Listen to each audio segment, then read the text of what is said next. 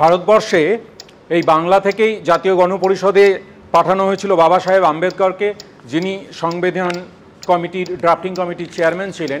এবং এই ভারতবর্ষের যে অর্থনৈতিক বৈষম্য, সেই বৈষম্যকে সাম্যের পথে আনার জন্যে রিজার্ভেশন একটা গুরুত্বপূর্ণ বিষয়।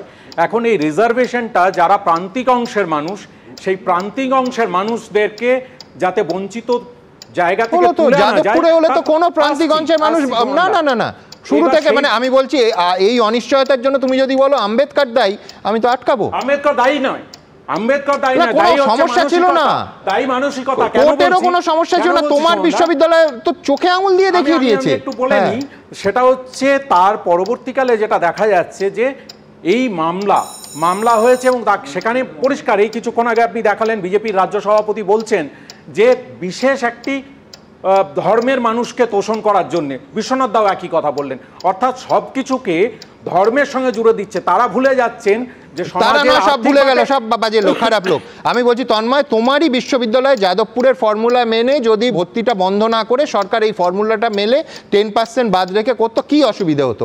অসুবিধাটা হচ্ছে এটাই, তারপরে এনআরআই মামলা করতেন। কারণ কি মামলা না বলে দিচ্ছি, কারণ কি যাদবপুরে কটা মামলা হয়েছে? আমি বলছি যে রাজ্যের বিরোধী দলনেতা শুভেন্দু বাবু নিজে বলেন যে আমি পার্টি হতে চাই এই মামলার, এবং যেদিন স্থগিতাদেশ আসবে আমি বিধানসভায় লাড্ডু বিলি করব। তার মানে তারা চান যে কোনো মূল্যে এই পুরো প্রসেসটাকে শুভেন্দু অধিকারী মামলা করবে বলে ভর্তিটা বন্ধ রাখা হলো, স্টেলমেট করে দিচ্ছে। একটার পর একটা মামলা হচ্ছে, প্রত্যেকটা বিষয়ে। তো কোনো মামলা হয়নি তন্ময়, একটা মামলা হয়নি। মামলা হবে, আমি বলছি এরা মামলা করবে।